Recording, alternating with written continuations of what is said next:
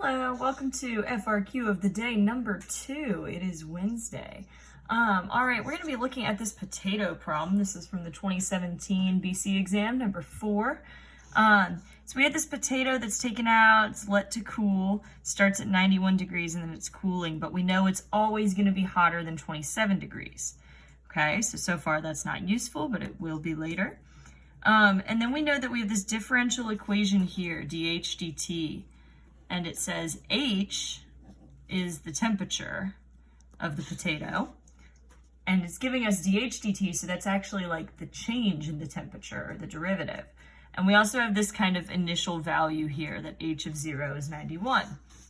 So let's take a look at part A. It says write an equation for the line tangent to H at t equals 0. So right away, when I see line tangent and I see an equation, I'm thinking this is going to look like y minus y1 equals m times x minus x1, right? I'm going to need a line equation. I like point slope form. So I need a point to plug in and I need a slope. Now my point to plug in, I know t equals 0, and check out what they give me. H of 0 equals 91. So I have the point 0, 91. Okay, so now all I need is this slope, m. Now my slope comes from the derivative.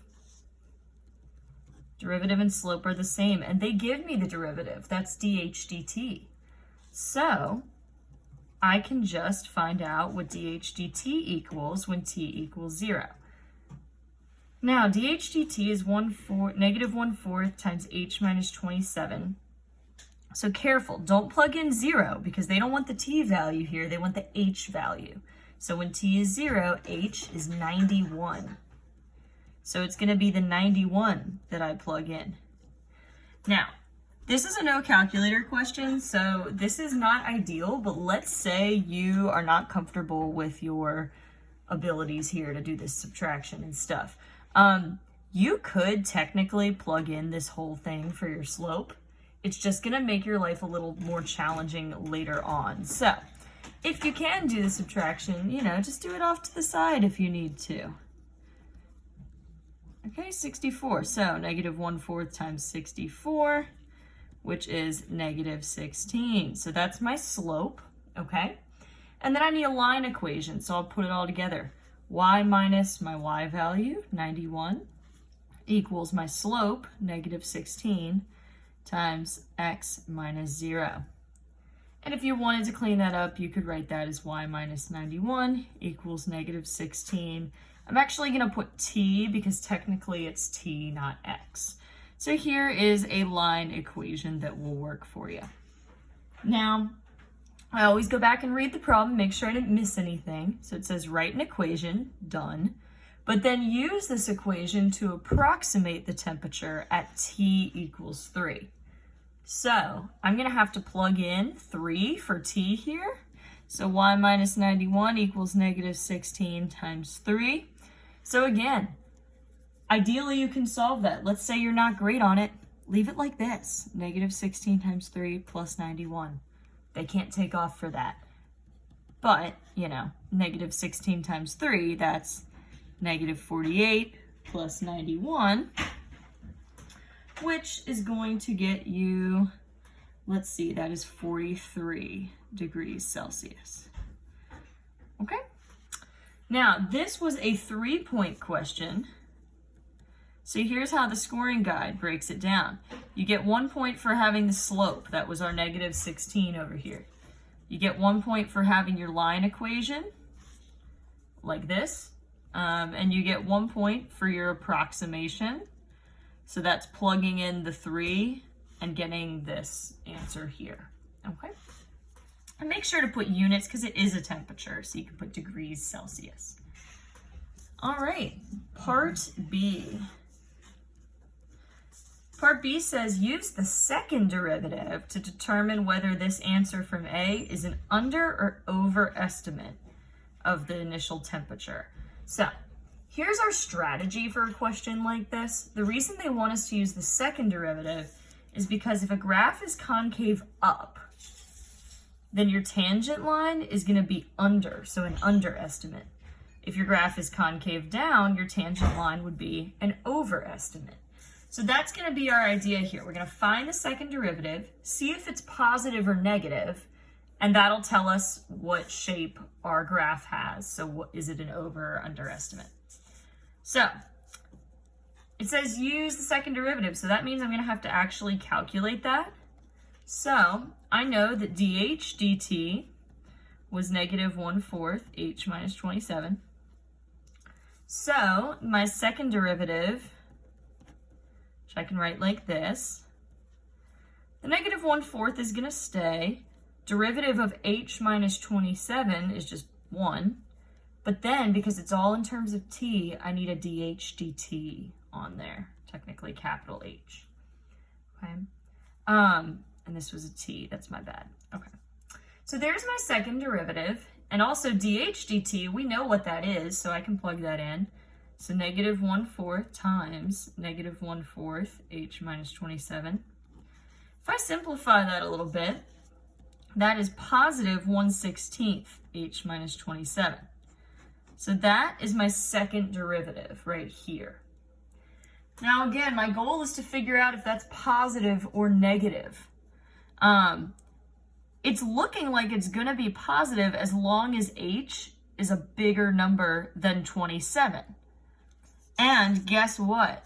27 should look familiar because in this instructions it says the temperature is always greater than 27. So hey, if the temperature is always bigger than 27, then this second derivative is always going to be a positive number. So I'm going to write something like, since the temperature is always greater than 27 degrees Celsius for t greater than 0, the second derivative will be positive. So h is concave up. And I'll draw a little picture if I want. I usually do. I'll say, thus, the tangent line approximation from part A is an underestimate. Something like that. I include the little picture to really show what I'm talking about. You don't have to. Here are your main points. You need to mention concave up, the second derivative positive, because that's how you know it's concave up. And you need to have a conclusion that says, therefore, it's an underestimate. If you hit those points, and you proved it by doing this math here, this question actually was only worth 1 point for your answer with reason. All right. Part C, this is where your big points happen. This part C is worth 5 points. This is where you're actually solving the differential equation. And in general, on the AP, the ones where you're solving the differential equation are worth loads of points. So if you're short on time and you see one that you're going to be solving, do that one. That's going to get you the most points. All right, so anyway, it says that blah, blah, blah. We also have this equation dg dt, okay? And we have a starting value. Find g of t, i.e. solve the differential equation, okay? And then once I do that, I'm going to be finding the temperature at t equals 3. So I'm going to write down the differential equation first, and then I'm going to move into how I might solve such a thing. Negative g minus 27 to the 2/3. Okay, so to solve a differential equation, you need to start by separating your variables. So I need to get all the g's on one side with the dg and the t's on the other side.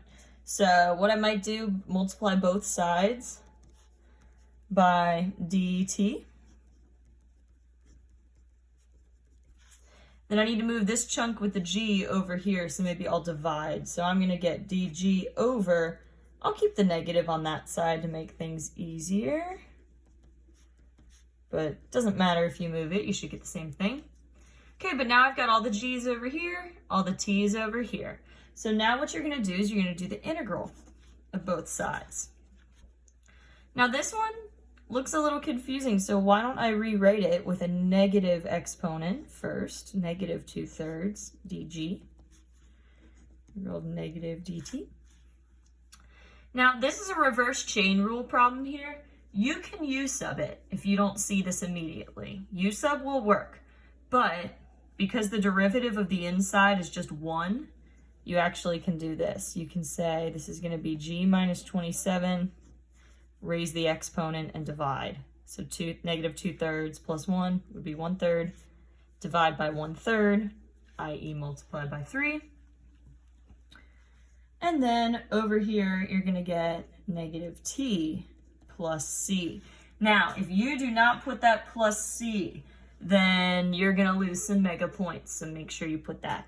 By the way, your scoring breakdown so far, you get 1 point for separating the variables, if you did that correctly. You get 1 point for your correct antiderivatives.